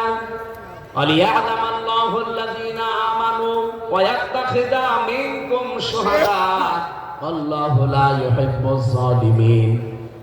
আল্লাহ পাক বলেন, তোমাদের ভেতরে যাদের জীবন যৌবন আমি আল্লাহর কাছে ভালো লাগে, যাদের কাজ কারবার অ্যাক্টিভিটিস আমি আল্লাহর পছন্দ হয়, এই ইমানদার মানুষগুলোকে আমি এমনিতেই মরণ দেই না, তাদেরকে শাহাদতের মরণ দিয়ে আমি আল্লাহ ধন্য করি। সুতরাং যুগে যুগে যারা আল্লাহ আর ইসলামের জন্য জান মাল বাজি রেখে এ জমিনে যারা জীবন দিয়ে যাচ্ছে, আপনারা মরে যাননি, আপনারা জীবিত এবং কিয়ামত পর্যন্ত আল্লাহ আপনাদেরকে খাওয়াবে। এই জন্য আমাদের কোনো আফসোস নেই। আফসোস এই জায়গায় যে চর্ম চোখে আজ পর্যন্ত 54 বছরে আমরা দেখতে পেলাম না যে জমিনটা আল্লাহর আইন দিয়ে চলছে। আমাদের আফসোস এই জায়গায়। ক্ষমতায় আমরা যেতে পারি না। এখন 54 বছর না, যদি 154 বছরও যেতে না পারি, কোনো আফসোস নেই। আল্লাহর কসম, আমার সামনে কোরআন, 1000 বছরও যদি যেতে না পারি, কোনো আফসোস নেই। আফসোস এই জায়গায় থাকে যে জীবিত অবস্থায় এ জমিন কোরআন দিয়ে চলছে, দেখতে পারলাম না। এবার যেহেতু আল্লাহ একটা সুযোগ করে দিয়েছে, দেশে বিদেশে এই ষড়যন্ত্রগুলো এবার আল্লাহ মোকাবেলা করবে। বারবার দোয়া করি আল্লাহর কাছে, আল্লাহুম্মা ইন্না নাজআলুকা ফি নুহুরিহিম ওয়া নাউযু বিকা মিন শুরুরিহিম। আল্লাহ, যে ষড়যন্ত্রগুলো চলছে দেশে, এগুলো আমাদের দ্বারা মোকাবেলা করা সম্ভব না। তোমাকে আমরা রাখলাম এই ষড়যন্ত্রের মোকাবেলা করার জন্য। বলেন তো আল্লাহ পারবে কিনা? আরো জোরে বলেন, পারবে কিনা? আমার বিশ্বাস এই কোরআনের উপরে 100%। আমি এখানে পড়েছি, যারা জমিনে মাজলুম, যাদের উপর অত্যাচার করা হয়, আল্লাহ কয়েকটা সিদ্ধান্ত তাদের ব্যাপারে নেন। 1 নম্বরে তাদেরকে আল্লাহ জমিনের নেতা বানিয়ে দেন। এই 15.5 মাসে অলরেডি বাংলাদেশে ইসলামের অনেক জায়গায় নেতৃত্ব আল্লাহ অলরেডি দিয়ে দিয়েছেন। এর প্রমাণ ডাকশো, জাকশো, জাকশো, রাকশো। এই কথা বলেন না কেন? এর পরবর্তী শব্দ আনা জাআলাহুমুল ওয়ারিসিন। আমি জমিনের উত্তরাধিকারী তাদেরকে বানাবো। বানাবে কে? আরো জোরে। এই দেশের জনগণ বানাবে। সরাসরি এখানে দায়িত্ব ফাইল বা কর্তা আমার আল্লাহ নিজে। জমিনের নেতৃত্ব আল্লাহ বলেন তাদেরকে আমি নেতা বানাবো এবং এই জমিনের উত্তরাধিকারী আমি আল্লাহ নিজে তাদেরকে বানাবো। এই জন্য তো চিন্তা নেই। আল্লাহ যখন দায়িত্ব নিয়েছে প্রথমটা তো আল্লাহ অলরেডি দেখিয়ে দিয়েছে। নেতা অলরেডি সারা বাংলাদেশে এখন ইসলাম। এই কথা বলা লাগবে, সারা বাংলাদেশের নেতা এখন ইসলাম। এদেশের উত্তরাধিকারীরা এখন ইসলাম পন্থী। যারা তারা আপনি যত ষড়যন্ত্র করেন আপনার এই ষড়যন্ত্র সফল হবে না, কারণ আপনার ভেতরে হয়তো দাদারা আছে আর আমার পেছনে আছে স্বয়ং আল্লাহ। 3 নম্বরের সিদ্ধান্ত আল্লাহর অনুমাক্কিনা লাহুম ফিল আরদ। আল্লাহ পাক বলেন জমিনের শাসন ক্ষমতায় তাদেরকে আমি বসাবো। আমি এখন বানালাম, আপনি কোন হুজুর নিয়ে এসে বসিয়ে রাখবেন, রাখেন। অনুমাক্কিনা লাহুম ফিল আরদ, এখানে ফাইল কর্তা সরাসরি আল্লাহ নিজে। আল্লাহ পাক বলেন এই জমিনের শাসন ক্ষমতায় আমি তাদেরকে বসাবো। কেন বসাবো তাও আল্লাহ ব্যাখ্যা করছেন। অনুরিয়া ফিরআউনা ওয়া হামানা ওয়া জুনুদাহুমা মিনহুম মা কানু ইয়াহযারুন। আমি ফেরাউনকে দেখাতে চাই। কাকে? আরো জোরে। হামানকে দেখাতে চাই।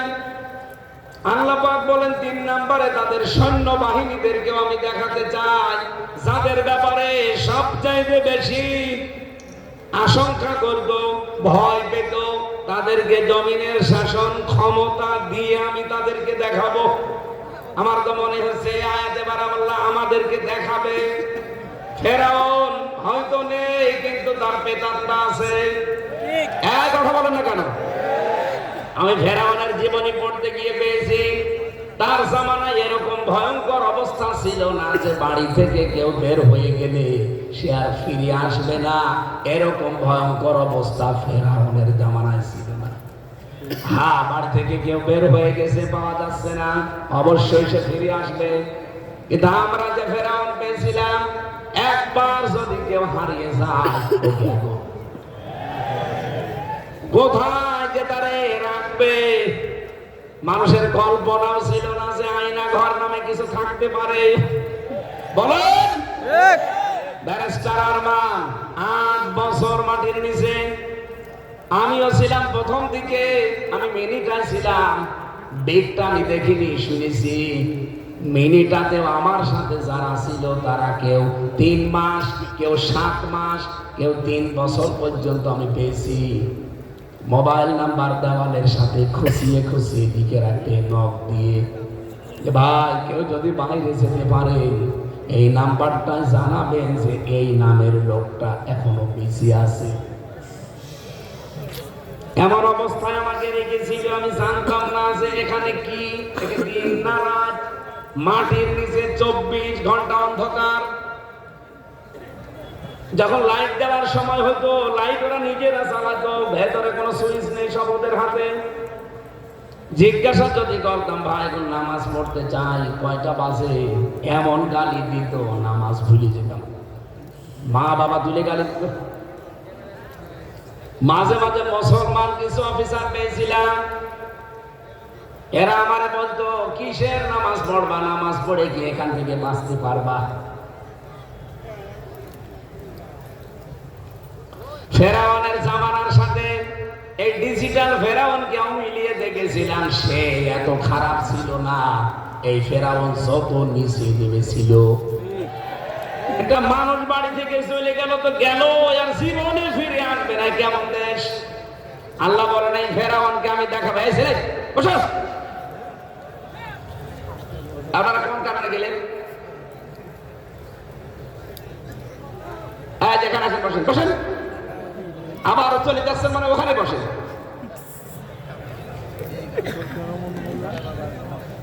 না, এরা তো ডিস্টার্ব করে দিলে দেখছি। আর দ্বিতীয় বক্তা রাখেন কি খেলা করার জন্য?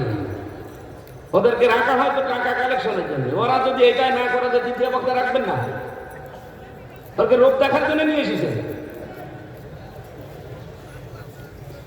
আমি এই জন্য কাউকে রাখতে চাই না সাথে। টাকা তোলার জন্য আলাদা ওগুলো ওর যাদের এই মানে বক্তার গলার জুতোর তলা সমান ওই রকম মানুষ জুতোর তলায় যেমন কিছু বাঁধে না, ওই টাকা যারা কালেকশন করে ওদের মুখেও কিছু বাঁধে না।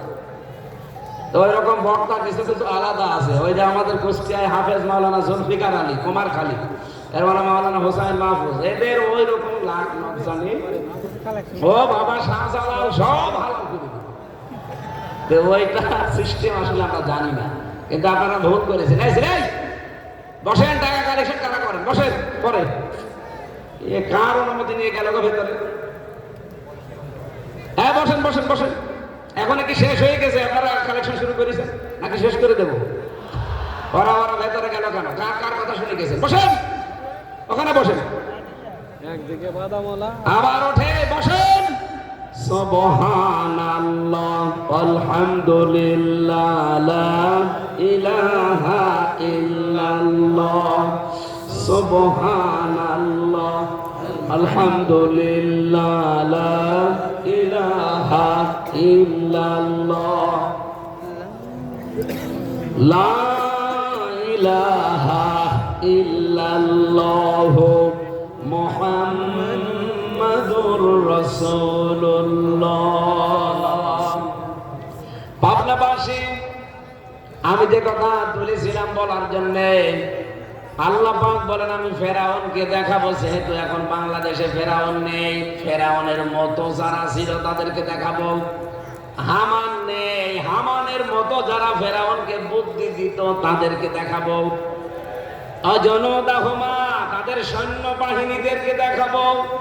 এই বাংলাদেশে ৫৪ বছরে সবচাইতে বেশি যাদেরকে ভয় পেতেন, আশঙ্কা করতেন, আপনারা নিজেরা শুধু না, দাদা বাবুরা মিলে, আল্লাহ বলেন আমি তাদেরকে জমিনে এবার শাসন ক্ষমতা দেব। এই আয়াতটা কি কোরআনে আছে? সূরা কসস ৫ এবং ৬ নম্বর আয়াত। এই আয়াত এখন আমি কেবল বানালাম। আরো জোরে বলেন, বলেন তো আল্লাহর এই আয়াতটা আমরা বিশ্বাস করি ৯৮ ভাগ। আরো জোরে বলেন ১০০ ভাগ বিশ্বাস করেন কারা? দেখি লিল্লাহি আল্লাহু আকবার। দেখেন তো হাত তোলেন কে? দেখেন, ঠিক আছে আলহামদুলিল্লাহ। আল্লাহু আকবার। হ্যাঁ আলহামদুলিল্লাহ, ঠিক আছে।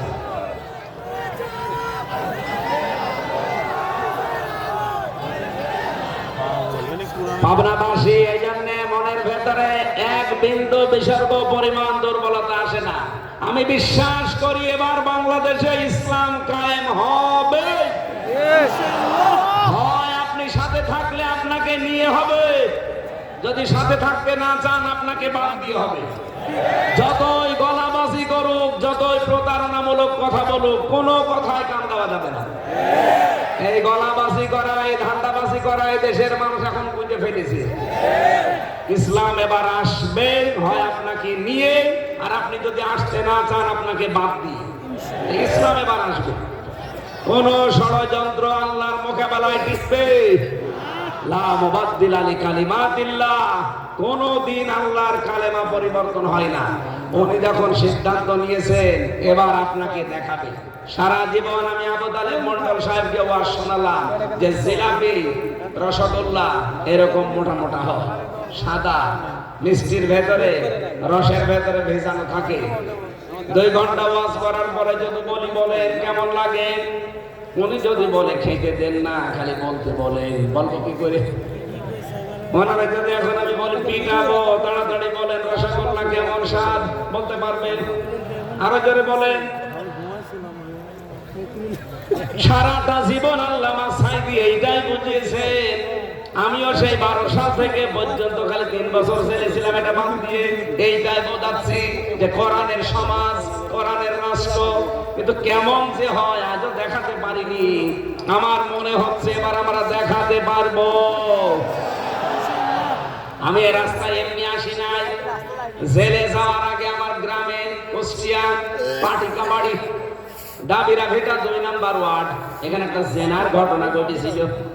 গ্রামের লোকজন আমারে বলছে সাক্ষী আছে 4 জন, আপনি ফতোয়া দেন। ফতোয়া দিলাম।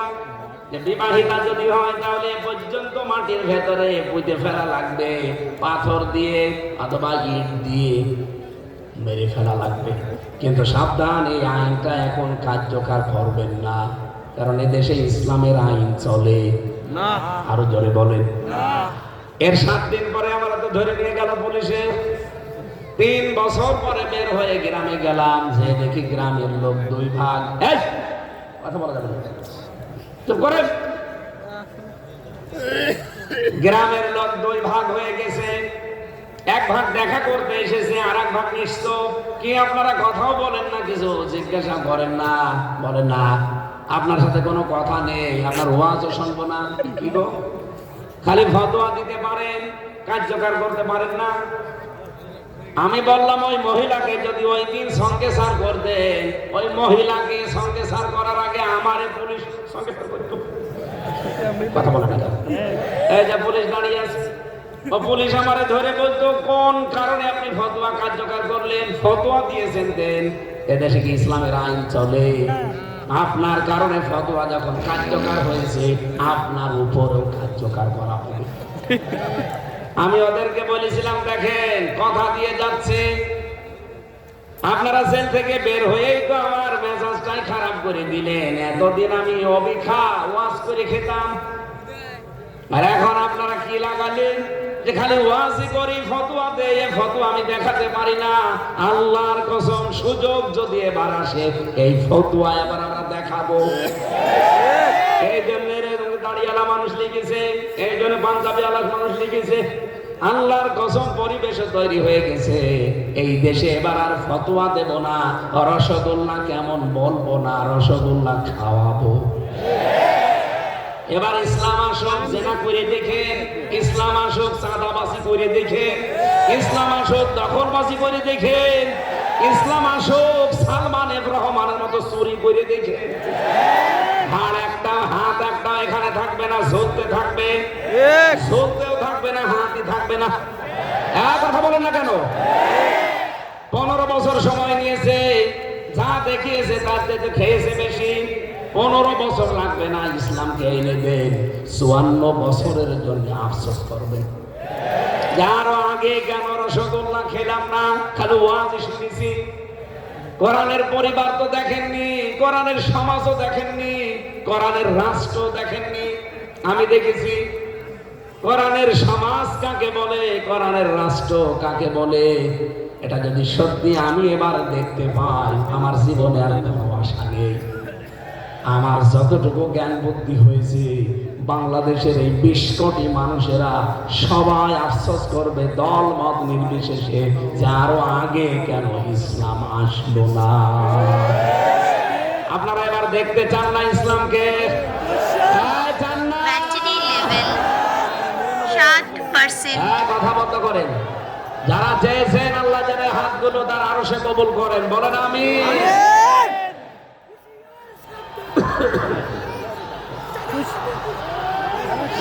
আল্লাহ রাব্বুল আলামিন বলেন, ফাকুল্লান আখাযনা বিযামবিহি ফামিনহুম মান আরসালনা আলাইহি হাসিবা। মাতাওয়ালা ভাই বসেন, এখানে অনেকগুলো পাপের মাথা নাম আমার আছে। ভিডিও ডিস্টার্ব হচ্ছে। এই পৃথিবীতে যে ধরনের খালি পাপ করছে, এরকম করে আল্লাহ বলেন আমি কাউকে ছাড়ি না। প্রত্যেকটি পাপিষ্ঠ মানুষদেরকে আমি ধরেছি, কারো উপরে আমি পাঠিয়েছি পাথরের বৃষ্টি, ঝড় পাঠিয়েছি, পাথর নাসিল করে ঝড় দিয়েছি, পাথরের বৃষ্টি বলে, পাথরের ঝড় বলে। 2 নম্বরে অমিনহুম মান আখাযাতুহু সাইহা, কারো উপরে আমি গর্জন পাঠিয়েছি, বাতাস। এরপরে অমিনহুম মান খাসাফনা বিহিল আরদা, এই জমিনে কাউকে আমি আল্লাহ গেড়ে দিয়েছি। অমিনহুম মান আগরাকনা, এমনকি এই জমিনের ভেতরে কাউকে ধসিয়ে দিয়েছি। এই জমিন কাউকে গিলে নিয়েছে, ধসিয়ে নিয়েছে, অথবা কাউকে জমিনের ভেতরে আমি আল্লাহ কবর রচনা করে দিয়েছি। ওমা কানা আল্লাহু লিয়াযলিমাহুম, আমি আল্লাহ কারো উপরে চুল পরিমাণে জুলুম করি না, কিন্তু মানুষ নিজেরাই নিজেদের উপরে জুলুম করে। এটা বাংলা অর্থ ছিল। এখানে 4টা পাপের নাম আছে। কোন পাপের জন্য কোন শাস্তি। এবার দেখেন তো বাংলাদেশে ওগুলো আসার সম্ভাবনা আছে কিনা। এক নম্বরে হযরত শুআয়ব আলাইহিস সালামের কথা আল্লাহ আমাদেরকে শুনিয়েছেন, এটা পাবেন সূরা আরাফ 8 নম্বর পারা 20 নম্বর পৃষ্ঠা 6 নম্বর লাইনের 85 নম্বর আয়াতে রব্বুল আলামিন বলেন ওয়ালা তাকুদু বিকুল্লি সিরাতিন তুইদুনা ওয়া তাসাদ্দুনা আন সাবিলিল্লাহ। ওই জামানায় কিছু মানুষ আল্লাহর পথ থেকে মানুষদেরকে দূরে সরিয়ে রাখার জন্য, ভয় দেখানোর জন্য ওত পেতে বসে থাকতো। আজ বাংলাদেশে যেটা শুরু হয়েছে অলরেডি, আমাদের দাদাদের দেশ থেকে 172 জন শোটার অলরেডি হয়ে গেছে গোপনে হাদিকে যেভাবে মেরেছে সেভাবে মারার জন্য।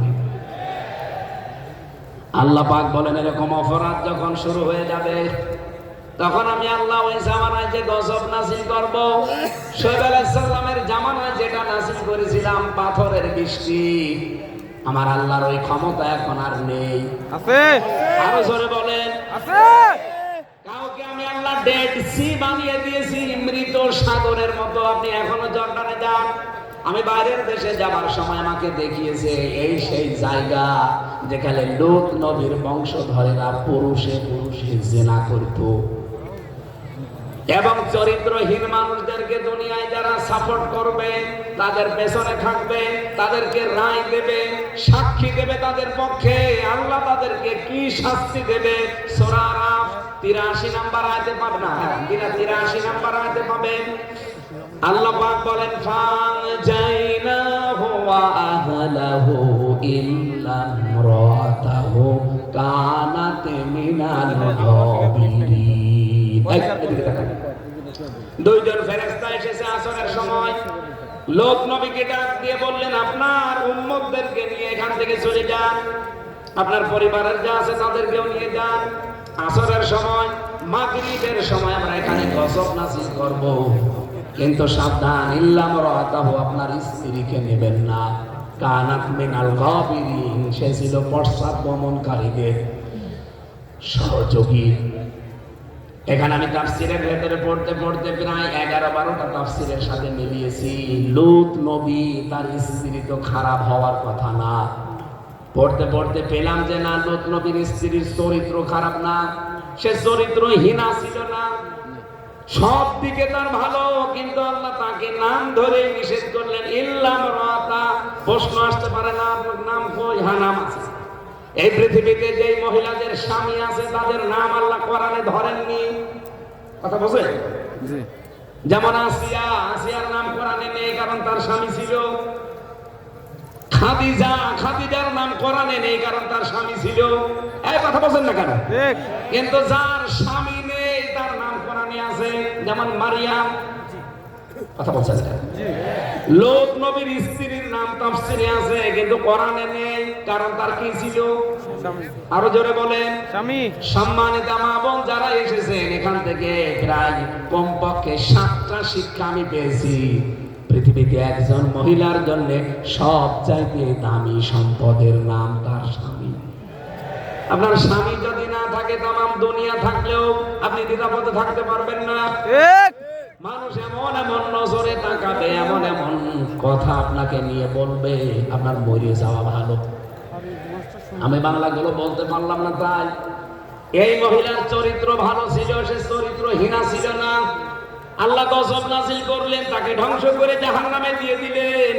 সব মুফাসসির দুনিয়ায় একমত এই মহিলার সব ভালো, কিন্তু সে তলে তলে চরিত্রহীন মানুষদেরকে সাপোর্ট করত, যারা মহিলা মহিলা পুরুষে পুরুষে জিনা করত। তাদের নিজে ভালো কিন্তু চরিত্রহীন মানুষদেরকে সাপোর্ট করা, রায় দেওয়া, পক্ষে থাকা, সাক্ষী দেওয়ার কারণে যদি আল্লাহ তাকে জাহান্নামে দেয়, তাও সাধারণ মানুষের বউ না, নবীর বউ। বলেন বলেন। বাংলাদেশে বহু মানুষকে আমি বলতে শুনি এখন, যা আল্লাহ আমার জাহান্নামে দেবে মানে আমি নামাজ পড়ি, রোজা রাখি, আমার বউ পর্দায় থাকে, আমার ব্যবসা হালাল, জাহান্নামে দেবে। কি দেখে দেবে? কি দেখে দেবে? টের পাচ্ছেন না? রাখেন আপনার নাম। এর পাচ্ছেন নাকি দেখে দেবে? জি। আপনার সব ভালো আমিও জানি। আপনি এমন মানুষকে সাপোর্ট করেন, রায় দেন, তার পেছনে থাকেন, যার চরিত্র শয়তানের চাইতেও খারাপ। এক এরকম নেতা বাংলাদেশে নেই। আছে। রাত 9টার পরে যার পা ঠিক মতো মাটিতে পড়ে না, আমি নিজে দেখছি। 9টা 10টার পরে হাঁটতে পারে না, রিকশা ছাড়া বাড়ি যেতে পারে না, ওই লাল পানি আর কি কি যেন খায়। আপনি এর পরেও তার পেছনে সাপোর্ট দেবেন, রায় দেবেন, আর এই সঠিক কথা বলতে গেলে এটা রাজনীতি হবে। এদিকে আসেন, আসেন, এমন জোরে কানের নিচে 2টা দেব, আপনি সব বুঝতে পারবেন। এত বাংলায় বলার বড় বড় হুজুর বুঝি না, এদিকে আসেন, আপনাকে বোঝাচ্ছি। আমি না সুমন কর। আমার মনে হয় লোক নবীর এই কাহিনী থেকে আমাদের শিক্ষা, এটা সূরা আরাফ 8 নম্বর পারা 20 নম্বর পৃষ্ঠার 3 নম্বর লাইন আছে। এত দলিল দিয়েও মানুষের মন পায় না, রাগ করে। ওকে মানুষ না বুঝে, আবু জেহেল তার খারাপ ছিল। একজন নবীর স্ত্রী চরিত্রহীন মানুষকে সাপোর্ট করে যদি জাহান্নামে যায়, আপনি কিসের কি? আপনি চরিত্রহীনকে সাপোর্ট করবেন, আবার বলেন নামাজ পড়ি রোজা রাখি আমার ব্যবসা হালাল। কখনো না ভাই। শাস্তি আসলে আপনি শুধু মরবেন না, আমাদেরকে নিয়ে মারবেন। এই কারণে আপনাকে সতর্ক করলাম। এই বাংলাদেশকে যদি ডেড সি বানাতে না চান, যদি মৃত সাগর বানাতে না চান, চরিত্রহীন মানুষের পেছন থেকে চরিত্রবান মানুষের পেছনে আসা লাগবে। এক আশা করছি আপনি বুঝেছেন। না বুঝলে একা একা আসেন, আপনাকে আমি বোঝাচ্ছি। আল্লাহ রাব্বুল আলামিনের পরে যে শাস্তির কথা বললেন, রব্বুল আলামিন বলেন তাদের উপরে আমি পাথরের বৃষ্টি নাযিল করেছিলাম, ঝড় দিয়েছিলাম। ওয়াইলা সামুদা আখাহুম সালিহা ক্বালা ইয়া কওমি ইবুদুল্লাহা মা লাকুম মিন ইলাহিন গায়রু। এটা 8 নম্বর পারায় আছে, 73 নম্বর আয়াত। হ্যাঁ, সূরা আরাফের 73 নম্বর আয়াত। আয়াতগুলো আপনি বাড়ি দিয়ে আরো তাফসীর মিলাবেন। আল্লাহ পাক বলেন আমি সামুদ জাতির নিকটে তার ভাই সালেহ আলাইহিস সালামকে পাঠিয়েছিলাম। সে জাতির লোককে বলেছে আল্লাহর ইবাদত করো, আল্লাহর আইন বাদে অন্য কারো আইন মানা যাবে? ভারতের আইন মানা যাবে? আমেরিকার আইন মানা যাবে? কথা বলেন, কথা বলেন। না চীনেরটা মানা যাবে না, রাশিয়ারটা, পৃথিবীর কারো আইন মানা যাবে না। এই কথাই নবীরা বলেছিল। ওনারা বলেছিল ইলাহান দিয়ে, আর আমরা বাংলায় ইলাহ শব্দের বাংলা অর্থ বলছি আইন দাতা। কথা তো একই আছে। উনি বলেছিল আরবিতে, আমি বললাম বাংলায়। এখন ওনার দাওয়াত পেলে যদি আপনার রাগ না হয়, আমার বাংলায় দাওয়াত পেলে আপনার রাগ হবে কোন কারণে? কথা বলে না কেন? তারা যখন জাতির লোকেরা এসে বলেছে হ্যাঁ তোমাকে নবী মানি, কদ জাআতকুম বায়িনাতুম মির রাব্বিকুম, এটা কিছু নিয়ে এসে দেখাও আমাদের। তিনি দেখিয়েছিলেন। আমরা যেমন 15 মাসে আল্লাহর কসম এই দেশে আমরা দেখাতে সক্ষম হয়েছি, আমাদের অভাব থাকার পরেও আমরা সাদাবাজি করি নাই। এর চাইতে কি নিদর্শন দেখবেন? অনেকে বলে যে এতদিন খাইনি তাই খাচ্ছি, এতদিন আমরা খেয়েছি। আপনার চাইতে তো আমার অবস্থা খারাপ। আমার বাবা 3-4 দিন আগেও বলছিল হামজা তোরে জেলে যাওয়ার পরে প্রায় 32 লাখ টাকা আমার গেছে। আপনার চাইতে তো আমি আরো ভিকটিম, মজলুম বেশি। ওই 15.5 মাসে তো চাঁদাবাজি আমি করলাম না, আপনি করেন কোন কারণে? রব্বুল আলামিন বলেন তারে কথা শোনার পরে হাদিহি নাকাতুল্লাহি লাকুম আয়াতান ফাদারুহা তাকুল ফি আরদিল্লাহ, আমি আল্লাহ নিদর্শন পাঠিয়েছিলাম। মুসলিম বিশাল কাহিনী তাফসীরে ফি জিলাল কোরআনে আছে, মারিফুল কোরআনে আছে, ইবনে কাসিরে আছে। একটা উষ্টি পাঠালাম, গর্ভবতী বাচ্চা এসেছে, ডাক দিয়ে বললাম আল্লাহর নিদর্শন, যেখানে ইচ্ছা যাবে, যা ইচ্ছা খাবে, কিন্তু সাবধান এর কাছে কেউ খারাপ উদ্দেশ্য নিয়ে আসবা না। ফালা তামাসসুহা বিসুইন ফায়াখুযাকুম আযাবুন আলীম, কেউ যদি আল্লাহর নিদর্শনের কাছে খারাপ উদ্দেশ্য নিয়ে আসে, তাকে যন্ত্রণাদায়ক আযাব দেবে কে? তো তারা মানে নাই, আল্লাহর উষ্টিকে হত্যা করেছে। আল্লাহ বলেছিল ফাদারুহা তাকুল ফি আরদিল্লাহ, তাকে ছেড়ে দাও, যেখানে ইচ্ছা যাবে, যা ইচ্ছা খাবে। ও পাবনাবাসী, আল্লাহর নিদর্শন মুষ্টি এখন আছে। কথা বলেন না কেন? বলেন বলেন। মুসা নবীর নিদর্শন লাঠি এখন আছে। সুলাইমান নবীর নিদর্শন তখতে সুলাইমানি আছে। কি আছে? এই যে নিদর্শন, আল্লাহর নিদর্শন, এটা আল্লাহ বলে না। আল্লাহ বলেন এই কোরআন যেখানে ইচ্ছা যাবে, জায়গা আমি যাব না। যেখানে ইচ্ছা মানে আপনার পরিবারে থাকবে, সমাজে থাকবে, রাষ্ট্রে থাকবে, সংসদেও যাবে। হাজারুহা, তাকে ছেড়ে দাও, তাকুল ফি আরদিল্লাহ, এই জমিনে সে খেয়ে বেড়াবে, কি খাবে। এই পৃথিবীতে যত অন্যায় আছে সবগুলো খাওয়ার ঔষধের ভেতরে আছে। এই ঔষধগুলো প্রয়োগ করা হবে সংসদে। এই দেশে যত অন্যায় খাওয়া খাওয়ি চলছে সব খাওয়া বন্ধ হবে। আর খারাপ উদ্দেশ্য নিয়ে এর কাছে কেউ আসতে পারবেন না।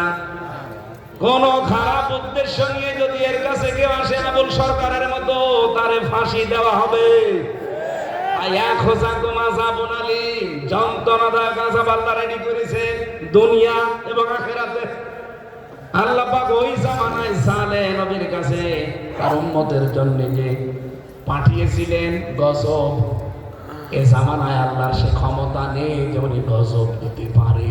আছে। সুতরাং আল্লাহর নিদর্শন যেহেতু আছে, উট নেই, লাঠি নেই, তখতে সুলাইমানি নেই, দাউদ নবীর লোহা ধরে চাপ দিলে পানি হয়ে যেত, ওইটা এখন নেই, কিন্তু এটা আছে। এটা এখন পৃথিবীর শ্রেষ্ঠ নিয়ামত, শ্রেষ্ঠ আয়াত। এ যেখানে ইচ্ছা এবার যেতে চায়। এই 54 বছর যেতে চেয়েছে, বাধা দিয়েছে, এবার যেতে চায়, কেউ বাধা দিতে পারবেন না। যারাই বাধা দেবেন তাদের জন্য কিন্তু শাস্তি আসবে। আল্লাহর শাস্তিকে ভয় করে এবারের পক্ষে থাকার দরকার আছে না নেই? আল্লাহ যদি একবার রেগে শাস্তি দেয়, আপনি না আপনার বাবাও মোকাবেলা করতে পারবে না। এই শরীরের ভেতরে 5.5 কেজি রক্ত প্রবাহমান। বিজ্ঞান এখন জানাচ্ছে এই 5.5 কেজি রক্তের ভেতরে 5 প্রকার ক্যান্সার হওয়ার সম্ভাবনা আছে। ও পাবনাবাসী, এক প্রকার যদি আল্লাহ লাগিয়ে দেয়, 14 বংশ বিক্রি করে ঔষধের পয়সা হবে না। কথা বলেন না কেন? এই জন্য কেউ দুঃসাহস দেখাবেন না। এবার আল্লাহর আয়াত, আল্লাহর নিদর্শন এবার সেখানে যেতে চায়, যা করতে চায় করতে দেবেন না দেবেন না, এটার পক্ষে থাকার আহ্বান জানাচ্ছি। আল্লাহ যেন তৌফিক দেন, বলেন আমিন। এই অনুষ্ঠানটা বছরে একবার হয় মাত্র। মেয়েদের অনুষ্ঠানে আমি দিনের বেলা প্রোগ্রাম ছিল, এজন্য আসতে পারি না। আপনারা আজকে যারা এসেছেন রাতের বেলা, ওনারা কমিটির লোক একটু 2 মিনিট যাচ্ছে, ভাই ওঠাউঠি করবেন না। যারা যাচ্ছে তাদের কাছে এই ট্রাস্ট যেন জীবিত থাকে। এখানে অনেক এতিম ছেলে মেয়ের আছে, এতিম ছেলে মেয়েদের জন্য আপনারা একটু সাধ্য মতো দেওয়ার চেষ্টা করবেন। ওই যে হলুদ ব্যাগ যাচ্ছে, ওর ভেতরে একটু বের করে রাখেন ভাই, তাড়াতাড়ি করেন। সুবহানাল্লাহ, আলহামদুলিল্লাহ, তাড়াতাড়ি করেন, তাড়াতাড়ি করেন। আমি আল্লামা সাইদি রহমতুল্লাহ আলাইহি তার সাথে যতদিন ছিলাম, যতটুকু পেয়েছি সব তো পাইনি, জালেমরা যেতে দিত না তার কাছে। এই বইটা আমি লিখেছিলাম, শতাব্দীর শ্রেষ্ঠ রাহবার আল্লামা সাইদি। উনি আমাকে যা যা বলেছিলেন কিছু কিছু এখানে লেখা আছে, আরো বিভিন্ন জায়গা থেকে তথ্য কালেক্ট করা আছে। পারলে এখান থেকে এটা নিয়েছেন। রাজশাহী তাজিদ সেন্টার এটা ছাপায়। আমার এ যাবৎ 7টা বই লেখা হয়েছে আমার এই ছোট্ট